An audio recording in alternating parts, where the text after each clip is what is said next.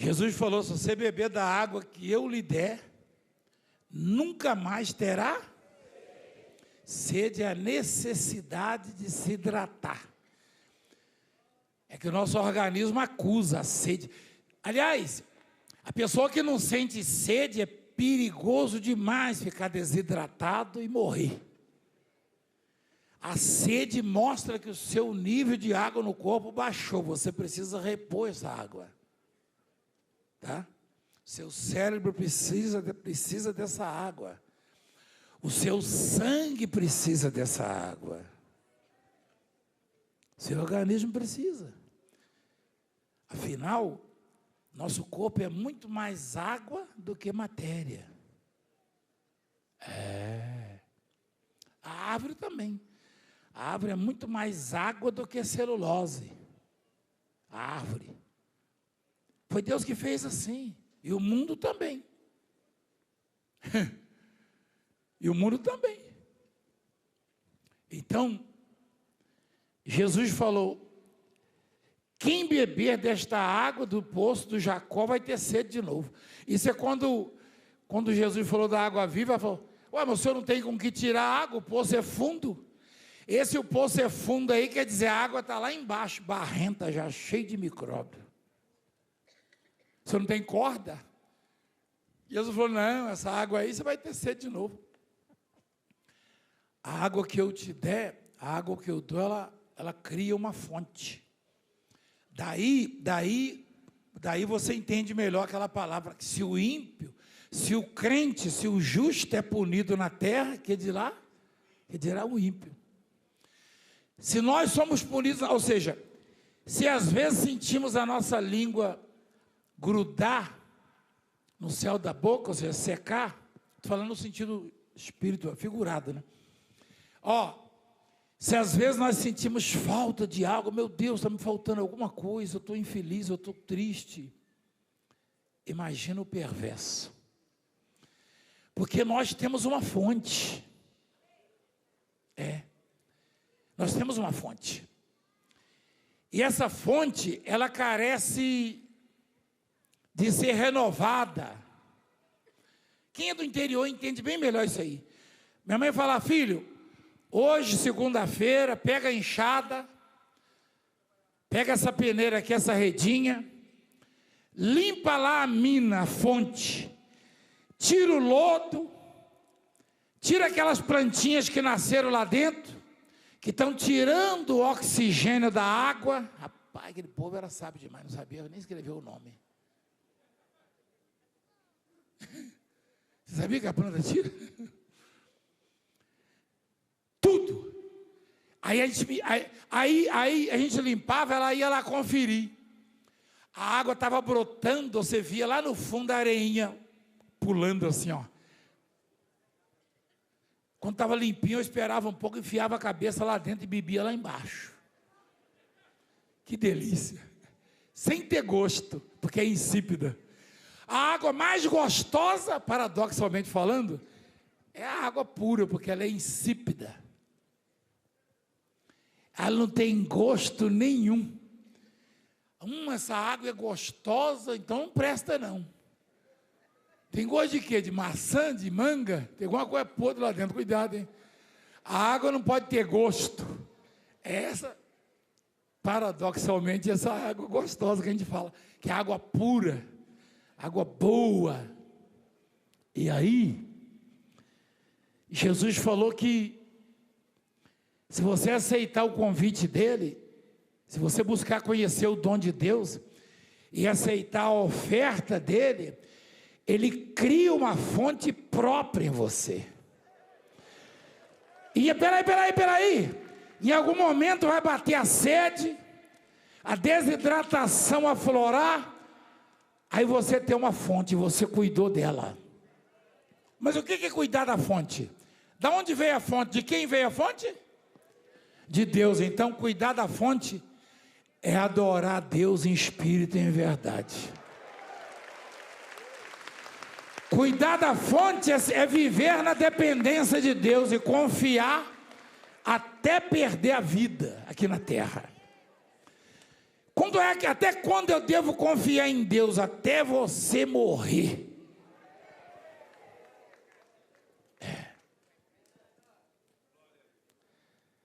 E você viu os testemunhos? Quando alguém está em coma, alguém em coma não consegue confiar, consegue?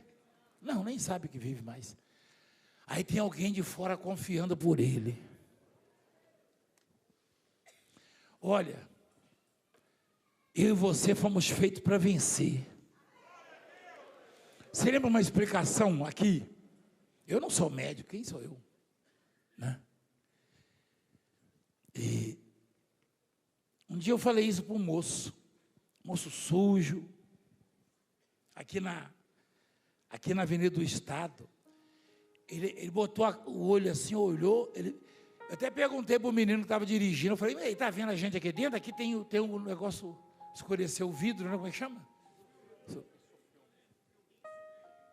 Sujeito todo sujo, todo rasgado,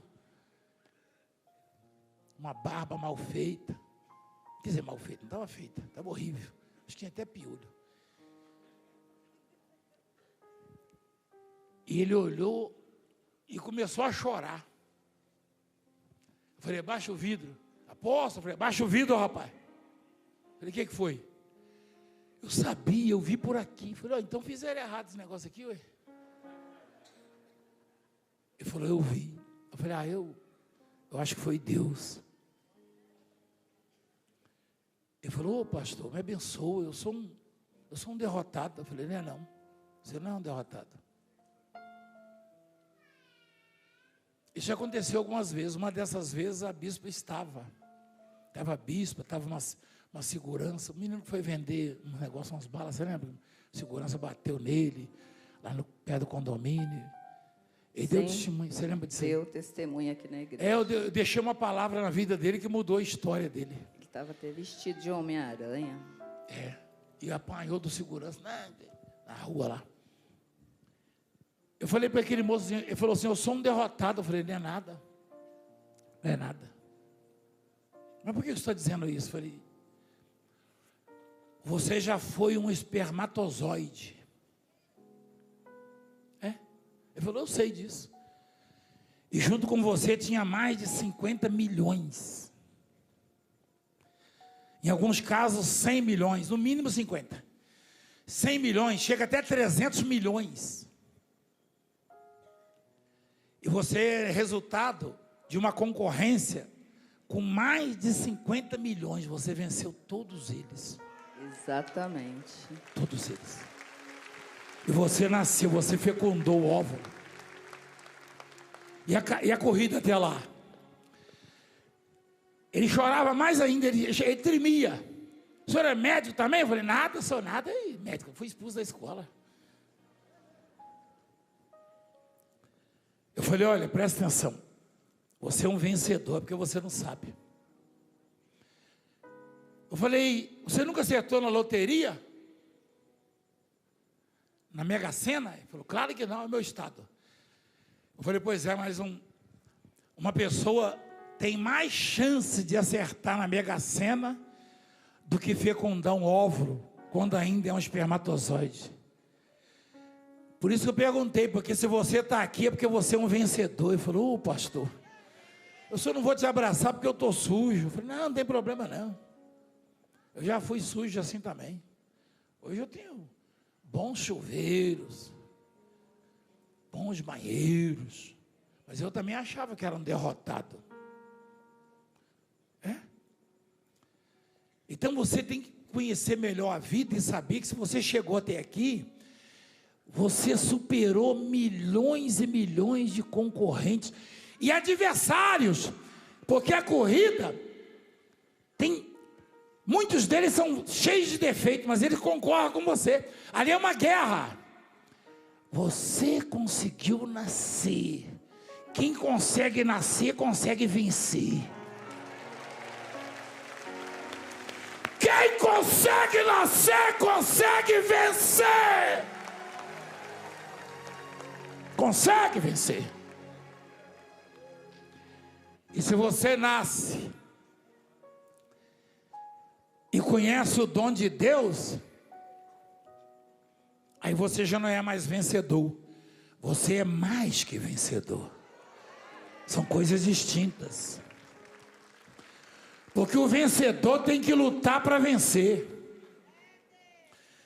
Olha lá, olha o que a Bíblia diz: em todas essas coisas somos o quê? Mais. Você sabe como é que nasce um vencedor? Lutando, ele luta e vence, aí ele é vencedor. E o mais que vencedor? Sem lutar, a vitória já é dele. Eu e você somos mais que vencedores. Mais que vencedores.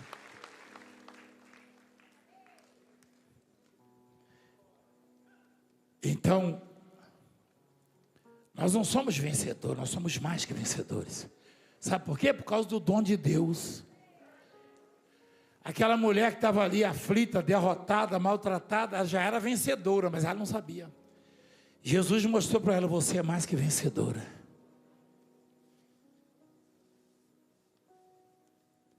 E ela falou: meu Deus, me dá um pouco dessa água, Senhor, eu não quero vir mais aqui não. Só lá em casa sou eu que faço isso, meu Deus. Estou que nem o Valdemiro lá na Cisneiro.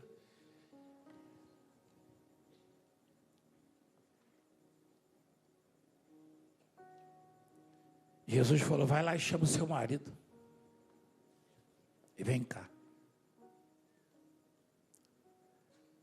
Ela falou: não tenho marido. Ele falou: ah, você falou a verdade. Você já teve 5. E esse agora que tens não é teu marido. A mulher endoidou. Ele falou: meu Deus, esse homem conhece a minha vida. É que às vezes a pessoa está lá pedindo esmola, está mendigando, ou está doente, ou está prostrada numa cama, numa cadeira de rodas, ou está vivendo uma situação, uma insatisfação terrível, e Satanás sugere que ela não está no radar de Deus, mas está no radar de Deus. E o que vai parar os olhos de Deus sobre ela, o que vai fazer os olhos de Deus parar sobre ela, é quando ela deixar isso tudo de lado e começar a adorar. Adorar sem razão, sem motivo aparente. Tem uma música assim. É adorar quando Deus não responde. Ué, esse lado da Bíblia não conhecia nada, canta. Quando Canta a dor te consome, é adorar a Deus acima de tudo. É adorar no dia do luto. Amém. Adorar Parou. Daqui a pouco a gente adora.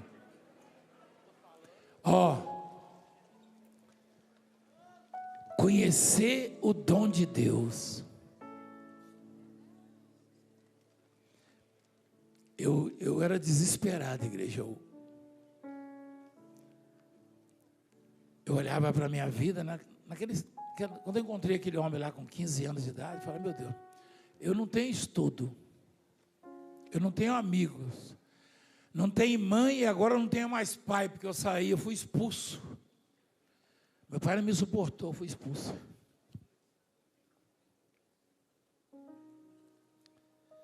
Eu estava no radar de Deus.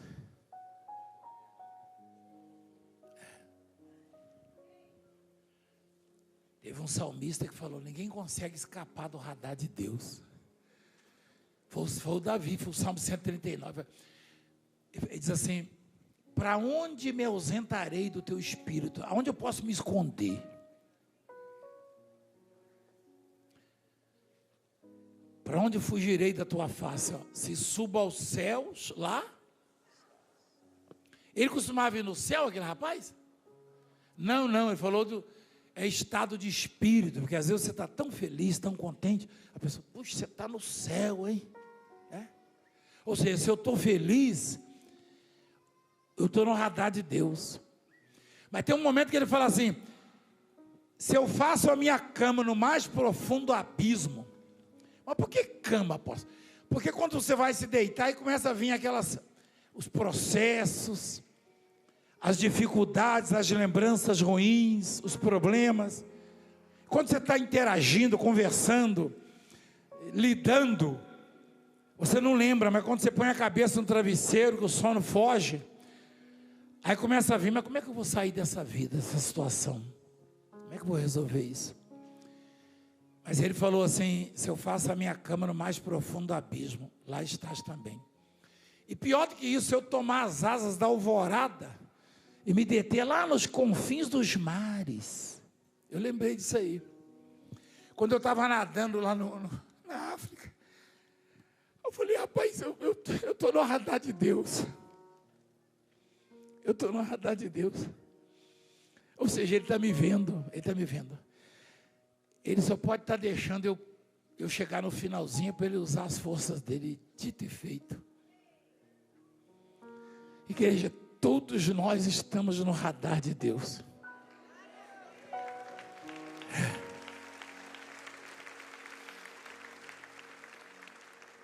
Todos. Mas aí, aquela mulher se encantou, falou: esse é profeta. Já disseram para nós que o lugar de adorar é no templo. O Senhor diz o quê? Vós dizeis que tem em Jerusalém, que em Jerusalém é o lugar onde se deve adorar. Aí Jesus disse: mulher, podes crer-me, que a hora vem, quando nem neste monte, nem em Jerusalém adorareis o Pai. Vós adorais o que não conheceis, nós adoramos o que conhecemos, porque a salvação vem dos judeus, mas vem a hora, e já chegou, em que os verdadeiros adoradores adorarão o Pai em espírito e em verdade. Porque são esses que o Pai procura para seus adoradores. Peraí. Mas o que é isso, adorar em espírito e em verdade? Bom, eu já adorei a Deus porque Ele me curou. Uma certa vez eu adorei muito assim. Fiquei muito empolgado, emocionado. E toda hora, glória a Deus, bendito é o meu Deus, me curou. Mas a pergunta é: e quando eu fiquei doente? Quando me deram o diagnóstico, será que eu adorei?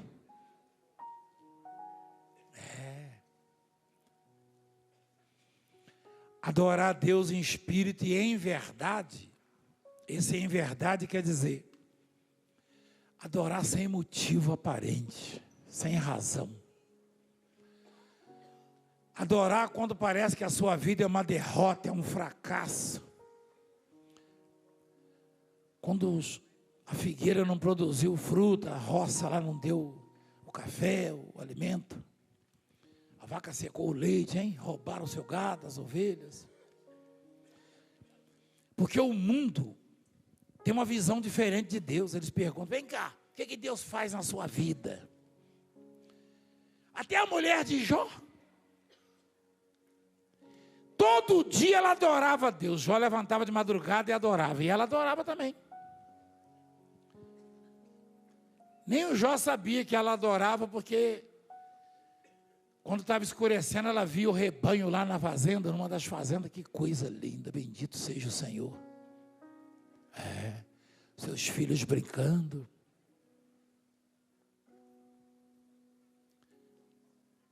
Uma vez o filho de um pastor, um jovem, um rapazinho, morreu.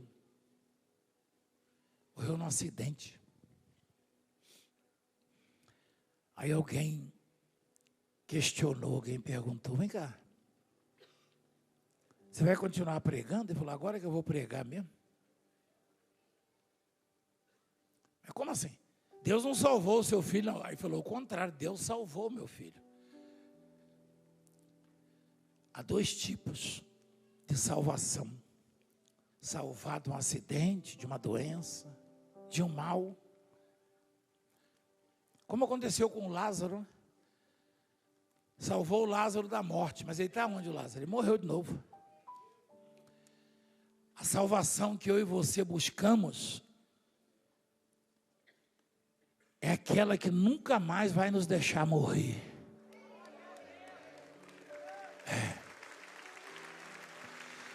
E a água, a diferença da água de Jesus para aquela água, é que ele disse a jorrar para a eternidade, a fonte que ele dá. Você tem que entender o que é evangelho, o que é a palavra de Deus. A palavra de Deus não é ficar andando no teto de cabeça para baixo, dando cambalhota, fazendo palhaçada, não.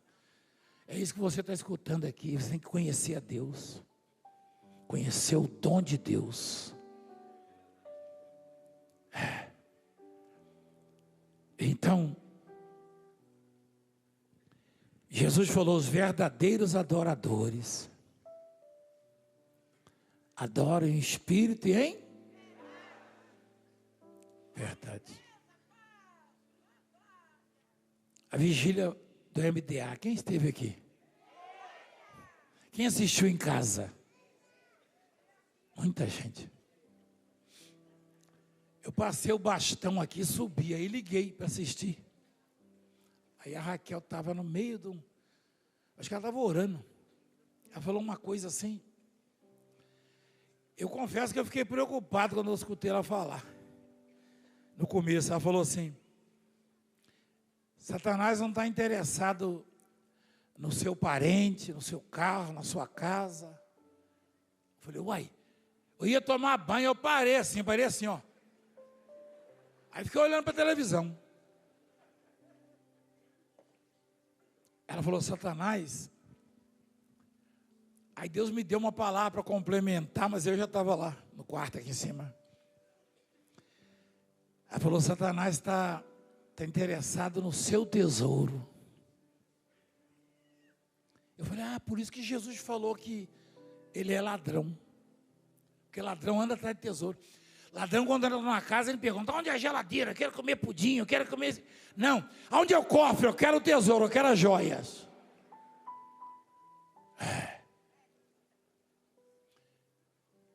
Ladrão entrou na nossa casa, dominou a gente, eu e as meninas, a bispa, e a esposa do bispo estava lá.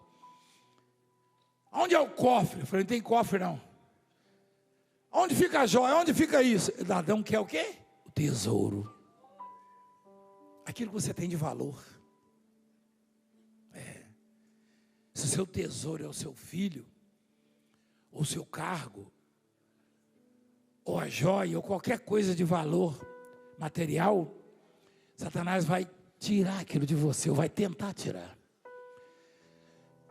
Jesus falou: onde está o seu tesouro, ali estará o seu. Então, se você não olha para a joia, nem para a conta bancária, nem para o automóvel, nem para a empresa, nem para a família como seu tesouro, mas faz de Deus o seu tesouro, esse é o único tesouro que Satanás não pode tocar. Único.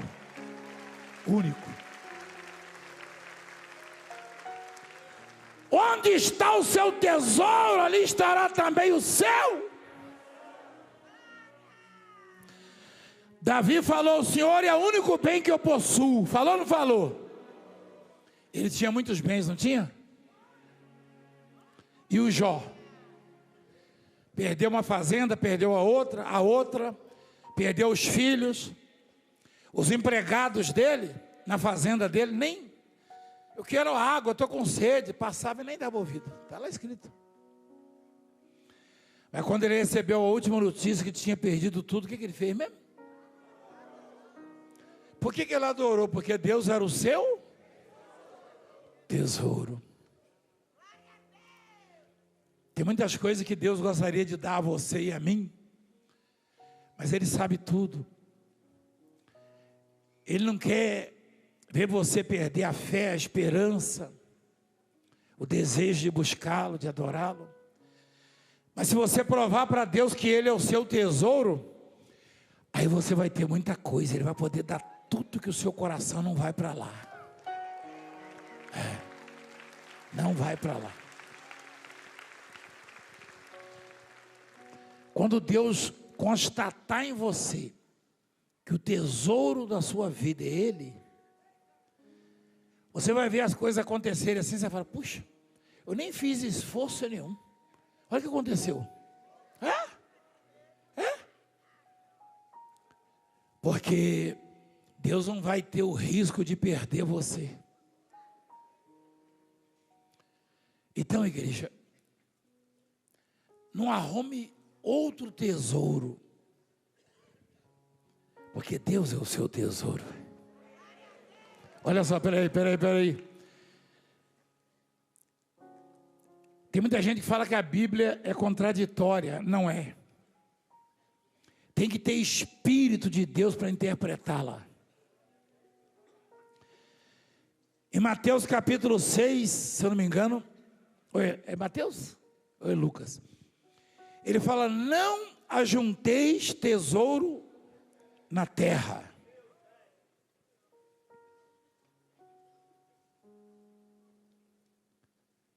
Não acumuleis para vós outros tesouros sobre a terra, onde a traça e a ferrugem corrói, e onde ladrões escavam e roubam. Aí você logo pensa em joia, dinheiro, algum bem material.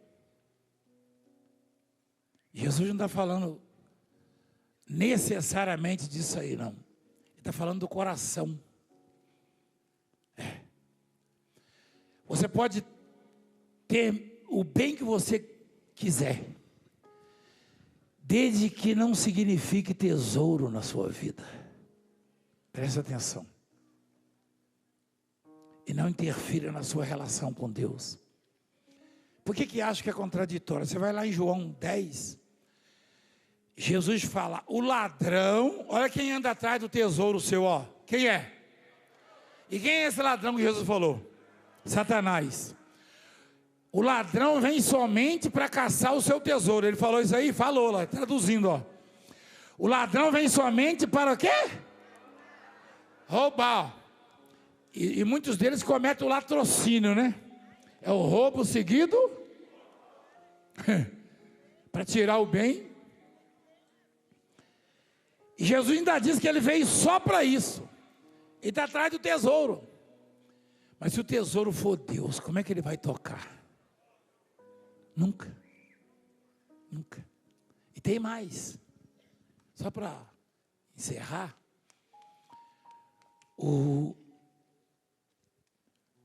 Quando Jesus falou, não acumuleis tesouros na terra, ele está falando assim, o homem falou, tenho 4 casas agora, o casal disse aqui, ó. Ele e a esposa. Se ele fizer dessas casas tesouro, ele perde uma por uma. Mas se Deus for o tesouro dele, ele vai ter centenas, milhares. Então o caminho da prosperidade é fazer de Deus o seu tesouro e nunca abrir mão disso. O caminho para se vencer, para se tornar mais que vencedor, é ter fonte própria.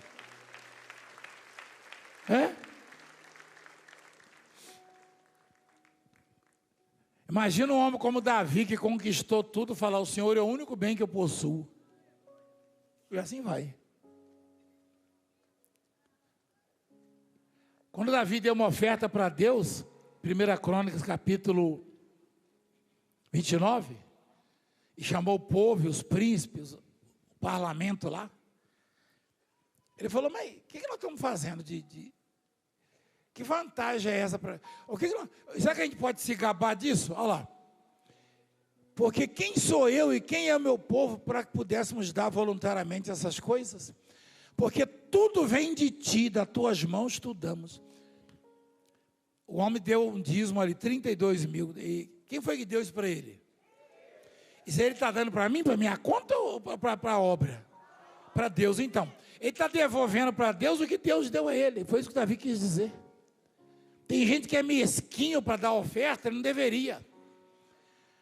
Porque você deveria ter a revelação de que o que você tem, o que vai ter, é Deus que vai dar. É isso.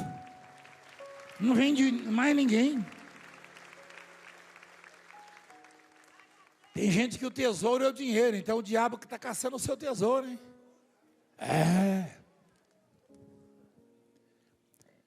E aí, O verdadeiro adorador, ele recebeu a última notícia. Agora acabou mesmo de vez. Sabe o que ele fez? Adorou. Você sabe lá no capítulo 42, se eu não me engano,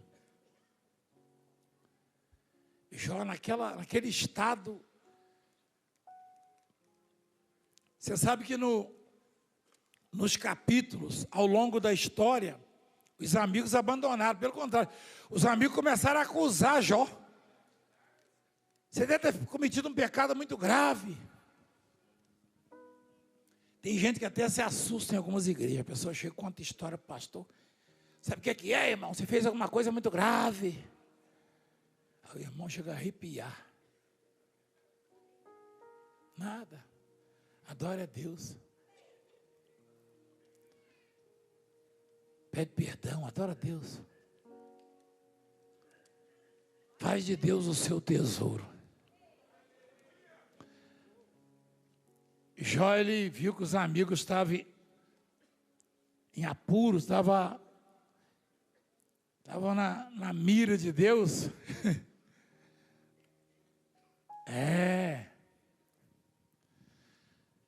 Esses homens começaram a ter problema, começaram a acusar Jó, começaram a ter problema.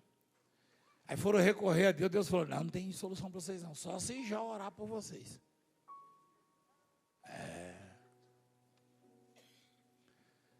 Eu lembrei de uma situação um dia desse, uma senhora estava com um problema sério com um parente lá no hospital. Acho que foi um parente dela, filho, não sei. Aí o médico falou, estava com a toalha, o médico falou para ela assim, você conhece o Valdemiro? Ela falou, conheço, mas eu detesto aquele negão. Você viu isso aí um dia desse, foi? Quem viu o testemunho? Aí o médico falou, não estou pedindo para você gostar dele não, minha filha. Ah, não? Não. Você tem que ir lá com a filha, o diretor acho que tem isso aí. Você não precisa gostar dele não, leva o seu filho lá, sei lá, vai lá. Deus é muito bom com a gente, né? Tem alguns casos, Deus fala assim, só se o Valdemiro orar. Esse dia eu estava bravo, por que esses bichos ficam mandando para mim a noite inteira? É porque tem gente que já fala, eu sei que o senhor é de Deus, mas é para chegar no apóstolo nesse áudio, hein? Sabia? Aí eu falo, rapaz, o apóstolo está derrubado. Não, mas Deus mandou a pessoa dizer, chega nele lá. E aí, o Jó foi orar pelos amigos da onça, porque falaram mal dele, está em pecado, entendeu? Mas quando ele estava orando pelos que falaram mal dele, Deus mudou a sorte dele.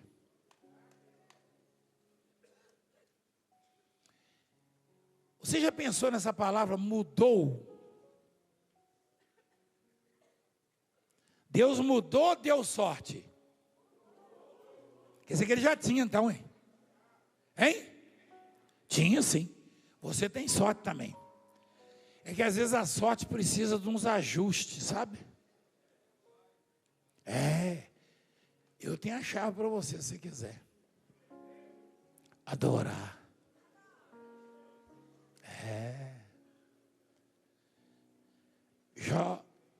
Já estava orando lá, Deus mudou a sorte dele.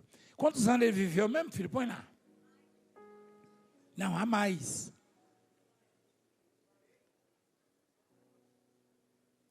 Depois disso, viveu Jó 140.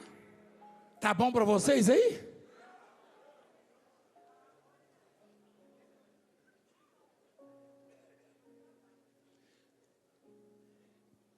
Depois que o diabo tirou tudo dele, só não tirou o tesouro dele, Tesouro é um conjunto de riquezas. Se você tem Deus como seu tesouro, Você pode ter uma muda de roupa só, mas você é rico. É? Tem gente que não aceita isso lá em casa agora ouvindo. Mas por quê? Como rico? Se meu sapato está furado, você não sei o quê.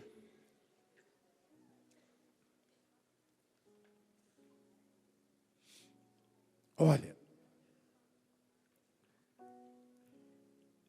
Deus qualquer hora chama você e fala, vem cá, você fez de mim o seu tesouro. E isso que você sempre desejou, eu vou dar tudo que você precisa. Já aconteceu isso com alguém? Você quer ver uma coisa? E lá atrás,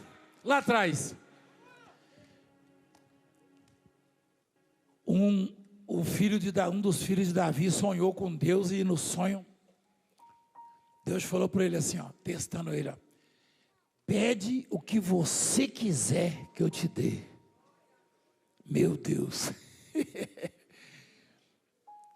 Deus chega no seu quarto assim de noite, madrugada, pede o que você quiser. Senhor, só me dá só meia hora, eu vou ver quem está me fazendo mal.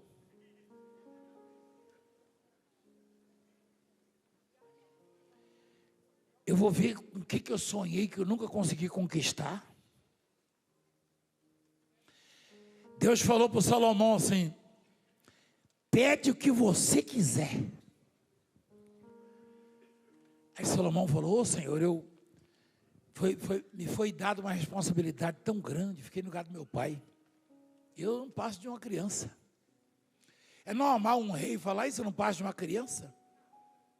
Manda um governador, um candidato a presidência, a prefeito, a qualquer cargo eletivo, ele falar, eu não passo de uma criança, eu não sei nada, vou votar nele para quê?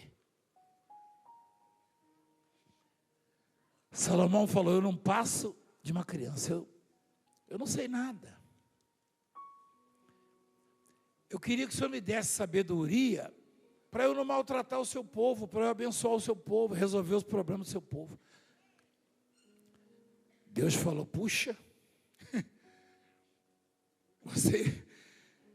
eu falei para você pedir o que você quiser. Se você pedisse para viver muitos anos, a longevidade, eu daria, eu prometi. Vai passando, filho. Riqueza. Se você pedisse riqueza, eu prometi. E se pedisse a morte dos seus inimigos? Rapaz, eu ia ter que pedir uma meia hora mesmo para... Não, peraí, para pensar antes, para não pedir besteira. Tem hora que irritam tanta gente, maltrata tanto. Aí Salomão pediu uma coisa muito básica para um dirigente, para uma autoridade política, que era criar bons projetos para melhorar o povo, a vida do povo. Aí Deus falou, puxa, você pediu só isso? Então nunca houve nem haverá alguém com tanta riqueza igual a que eu vou te dar. E você vai ser o homem mais sábio que a terra já viu.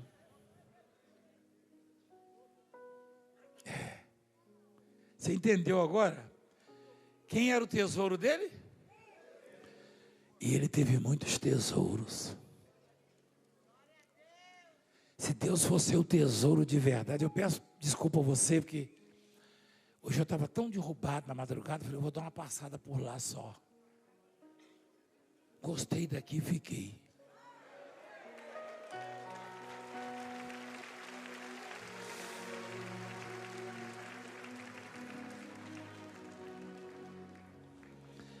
Todos que priorizaram a sua relação com Deus foram acumulados de bens. Está escrito isso. Os fiéis, não tem assim, filho? O homem fiel será acumulado de bênção, olha lá, de bens. Olha lá. O homem fiel será acumulado de quê? Olha lá. Não precisa se apressar a enriquecer, como diz lá. Ó.